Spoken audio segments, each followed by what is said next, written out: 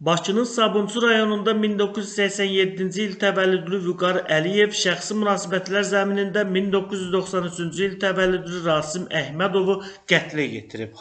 Vüqar 28 iyun 2024-cü ildə gecə saat 1 radələrində Sabunçu rayonunda yerləşən Dəmir yolu vağzalının qarşısında ictimai yerdə dayanıb tanışları ilə söhbət edərkən əvvəlcədən tanıdığı Rasim ona yaxınlaşıb. Əl uzadaraq salam verməsinə baxmayaraq sonuncuya qarşılıqlı salam vermədiyi üçün aralarında yaranmış mübahisə və davadalaş zamanı ətrafda çoxsaylı adamların olmasına baxmayaraq üzərinə hücum edib. Vüqar silah qismində istifadə etdiyi ucu iti vintaçandan istifadə etməklə qəsdən öldürmək məqsədi ilə Rasimin bədənini qəsdən 2 dəfə vurub xəsarət alan Rasim ölüb. Hadisəni törədən Vüqar Əliyevin barəsində Cinayət Məcəlləsinin 120.2.2, xulqanlıq niyyəti ilə adam öldürmə, 221.3, silahdan və ya silah qismində istifadə olunan əşyalardan istifadə edilməklə törədilməsi zərər çəkmiş şəxsə zor tətbiq olunması ilə yaxud özgənin əmlakının məhv edilməsi və ya zədələnməsi ilə müşahidə olunan xulqanlıq törətmək maddələri ilə ittiham elan edilib.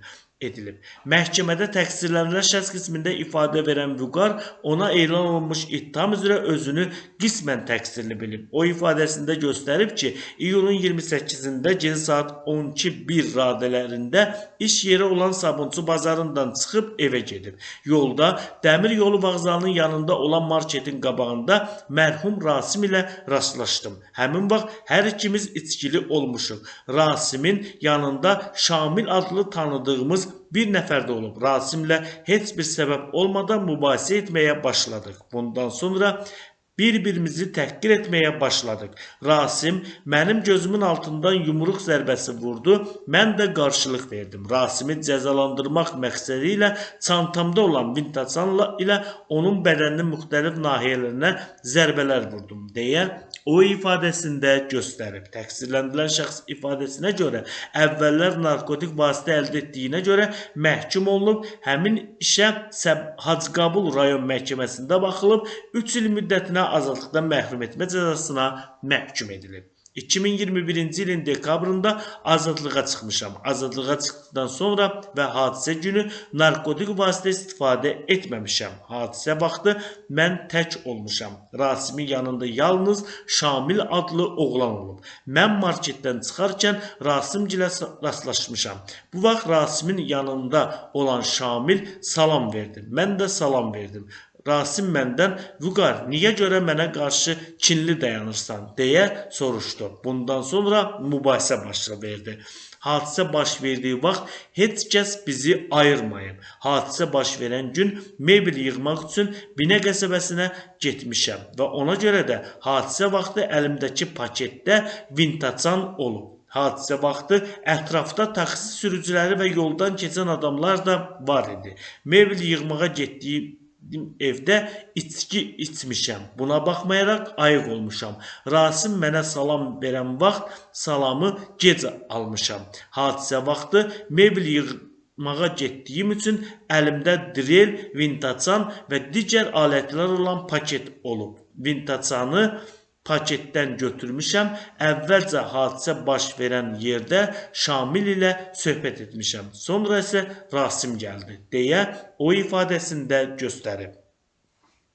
Məhkəmədə təqsirlənən şəxsin ibtidai istintaq zamanı verdiyi ifadəsi açıqlanıb. O həmin ifadəsində göstərib ki, 2021-ci ildən Sabunçu qəsəbəsi ərazisində yerləşən gündəlik kirayə verilən evlərdə yaşamağa başlayıb. Həmin vaxtdan etibarən Sabunçu bazarında fəhləşməmişəm. Rasimi ilk dəfə Bakı şəhərinin Şüvalan qəsəbəsində yerləşən istintaq tədqiqatxanasında olarkən tanımışam. Çünki Rasim də həmin istintaq tədqiqatxanasında olub, lakin Rasimlə münasibətim olmayıb. Çünki Rasim tədqiqatxanada olarkən məhkumlar arasında qeyri-ciddi, hörmətsiz məhkum kimi tanınıb. Ona görə də Rasimlə münasibət saxlamamışam. Cəzamı çəkib azadlığa çıxdıqdan sonra yaşadığım Sabunçu qəsəbəsi ərazisində olarkən Rasimi dəfələrlə qəsəbə ərazisində görmüşəm. Rasim də məni görüb. Lakin biz görüşməmişik. Daha doğrusu Rasim cəza çəkmə müəssisəsində məhkumlar arasında qeyri-ciddi və hörmətsiz məhkum kimi tanıdığım üçün ona salam verməmişəm deyə təqsirləndirilən şəxs ifadəsində göstərib. Təqsirlənən şəxs bildirib ki, 27 mart 2024-cü ildə bazarda işləməyə gedib. Təxminən saat 14 radələrində yaşadığım evin yaxınlığında küçəyə çıxdım və ətrafda yaşayan tanışlarla kafedə oturub çay içdik, nərd oynadıq. Saat 23 radələrində yemək yemək üçün çay içdiyim çayxanadan böyründə yerləşən kafeyə getdim. Orada şam yeməyi yedim. Biraz da spirtli içki olan viski içdim. Gecə saat 00:30-da kafedən küçəyə, Sabunçu qəsəbəsində yerləşən avtovağzalın qarşısına çıxdım. Orada həmin ərazidə yaşayan Şamil və adlarını xatırlamadığım digər tanışlarım ilə söhbət etməyə başladıq. Adlarını qeyd etdiyim tanışlar ilə söhbət edərkən küçədə Rasim tanımadığım 2 nəfərlə birlikdə bizə tərəf gəldi. Rasim yaxınlaşaraq salam vermək üçün əl uzatdı. Özüm və yanımda olan digər yoldaşlar ona əl uzatmadıq. Rasim üzünü mənə tutaraq dedi ki, niyə salamımı almırsan? Rasimə dedim ki, geri get, səni pis günə qoymayım. Rasim də dedi ki, qoymayanın bacısı belə-belə edəcək. Bədənimi azca qabağa edərək Rasimin üstünə getmək istəyəndə yanımda olan tanışlarım məni tutaraq mane oldular. Həmin vaxt Rasim bildirdi ki, nə oldu, gəlməyənin anasını, bacısını belə-belə edim. Rasimin üz nahiyəsindən bir kəllə zərbəsi vurdum. Həmin vaxt Rasim də yumruqla üzümdən zərbə vurmuşdu. Daha sonra ətrafda olan tanımadığım şəxslər bizi ayırdılar. Bundan sonra Rasim yenədən söyüş söydü. Bu zaman şalvarımın bel nahiyəsində saxladığım vintasanı çıxardım və Rasimin üstünə getdim. Əlimdə olan vintasanla onun sol böyür hissəsindən 2 zərbə vurdum. Rasim xəsarət aldı. Rasimi vurduqdan sonra sonuncu 5-10 saniyə ayaq üstə qaldı və yerə yıxıldı.